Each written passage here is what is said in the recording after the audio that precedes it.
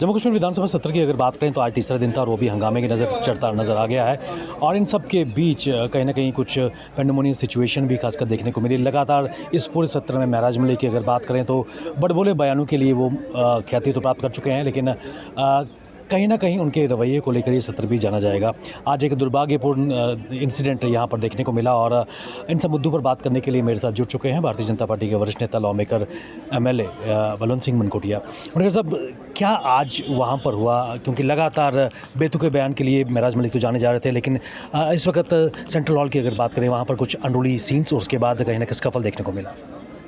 देखिए, जैसे ही विधानसभा की कार्रवाई स्टार्ट हुई तो आपने देखा होगा, आप खुद कवर कर रहे थे, तो स्पीकर साहब ने, मैंने उठ के कहा कि स्पीकर साहब 2 दिन से जिस तरीके से हाउस के अंदर एक ड्रामा दिखाया जा रहा है, तो लोग इंतज़ार कर रहे हैं, बेरोजगार इंतज़ार कर रहे हैं कि हमारी जो पोस्ट खाली पड़ी हैं उसके लिए कोई सरकार अनाउंस करेगी, नए पोस्टों के लिए अनाउंस करेगी, रोज़गार के लिए अनाउंस करेगी, डेली वेजर इंतज़ार में है कि हमें रेगुलराइज़ करने के लिए। तो आप इस तरीके की ड्रामेबाजी करके कि लोगों का ध्यान भटकाना चाहते हैं। तो हमने आज एक एडजोर्नमेंट मोशन दिया था, एडजोर्नमेंट मोशन हमने दिया था स्पीकर साहब को कि सारे हाउस की कार्रवाई को रद्द करके, सबसे इंपॉर्टेंट इशू आज कोई है तो बेरोजगारी का है, लेकिन सरकार की तरफ से उसको इसके लिए रिजेक्ट कर दिया। उन्होंने ये कहा कि ये हमारे लिए कोई बड़ा इंपॉर्टेंट इशू नहीं है, इसलिए उसको हम डिस्कशन में नहीं ला सकते। उसके बाद हमारे सभी लेजिस्लेटर बाहर आके हमने धरना दिया है सीढ़ियों में आके, और हमने कहा कि सरकार जो है अपने जो कमिटमेंट की थी, क्योंकि सरकार ने वादा किया था कि हम 5 लाख नौकरियाँ 5 सालों में देंगे और 1 साल में हम 1 लाख नौकरी देंगे, और 6 महीने हो गए तो 6 महीने में 50,000 बनती थी, तो 50,000 में हम कहते हैं कम से कम 40,000 जो रिक्त पद पड़े हैं तो उनको तो भरिए, उनमें से एक तो भरिए।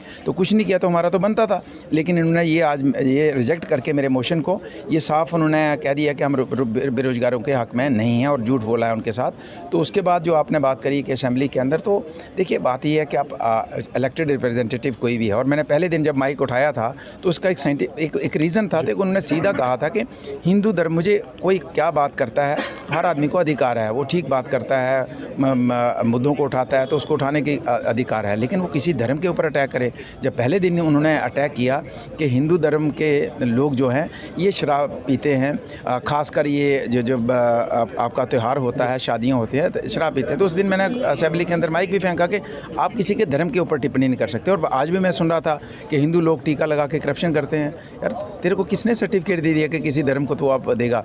तो आप ठीक है, तो अगर लोगों के मुद्दे उठाने हैं तो उठाइए, आपको कौन रोक रहा है, लेकिन आप किसी धर्म के ऊपर अटैक करेंगे तो इसको कोई नहीं बर्दाश्त करेगा। और मुझे लगता है कि आज कोई यहाँ पे मैं देख रहा था कि कुछ चैनल में बात कर रहे थे लोग, बीजेपी की बात करें, बीजेपी की आज जो पैसे मांग रहे थे लोग, तो वो बीजेपी के लोग थोड़ी थे, कुछ ने किसी ने कहा तो PDP के लोग हैं। आप पैसे खा के लोगों को यहाँ गैप हो जाते हो तो लोग तो ढूंढेंगे आपको, आप धर्म के ऊपर अटैक कर लोग तो ढूंढेंगे ना आपको। तो इसलिए मुझे नहीं लगता है कि इसमें बीजेपी का रोल है। जिन अगर धार्मिक भावनाओं को मैं खिलवाड़ किसी की धार्मिक भावनाओं करूँगा तो लोग मुझे पूछेंगे। ये भी कहा जा रहा है कि महराज मलिक नेशनल कॉन्फ्रेंस की बेस पर लगातार शायद नेशनल कॉन्फ्रेंस की मिलती नजर आ रही है। देखिए, गुरेजी साहब खड़े हैं, इनको पूछिए कि इनकी शायद तो ज़बरदस्त है। इन्होंने बेसिकली क्या हुआ कि अमेरिका ने ओसामा बिन लादेन तैयार किया, उन्होंने सोचा कि सभी को हम इसके थ्रू करेंगे, लेकिन वो बाद में उल्टा हो गया। अब इनको लग रहा है कि ये भी उल्टा होने बस मजदूर बन गया, इनको भी लग रहा है कि वो उल्टा हो गया काम। तो सब क्या कहेंगे, आज जो सिचुएशन नजर आई उसके बारे में जानना चाहेंगे। देखिए, ये अनफॉर्चुनेट है, ऑनरेबल हमको लोगों ने चुन के भेजा है, चुन के इसलिए भेजा है कि ताकि उनके मसाइल यहाँ उठाए। अगर हम उलटबाजी पे उतर आए और एक दूसरे को गाली गलौज करे, गथम गथा करे, ये सिर्फ नहीं देता है किसी भी MLA, चाहे वो BJP का MLA हो, चाहे कांग्रेस का हो, PDP का हो, नेशनल कॉन्फ्रेंस का हो। हमें लोग देख रहे हैं, ये क्रीम ऑफ द सोसाइटी है, MLA cream of the society होता है। हज़ारों लोग, लाखों लोग चुन के भेजते हैं उनको कि ये हमारी रिप्रेजेंटेशन करेगा और ये हमारा मॉडल होगा असेंबली के अंदर, विधानसभा या पार्लियामेंट के अंदर। वहीं अगर हुलड़बाजी पे उतारा है, एक दूसरे को गाली कहते हैं कि महराज मलिक का सारा जो कह रहा है आज तक वो ठीक कह रहा है? आप नहीं, देखिए, महराज मलिक जो कर रहा है वो भी ठीक नहीं है। अब अगर एक आदमी गलत है, हम सब गलत हो जाएं, उसको सुधारने की ज़रूरत है, उसको ठीक करने की ज़रूरत है। एक घंटा पूरी ट्रे को खराब कर देता है, एक सड़क फल पूरे। यस। अब बाहर क्या हुआ मुझे पता नहीं है आज, बाहर किसने, लेकिन अंदर महराज ने थोड़ा सा ज़्यादती की।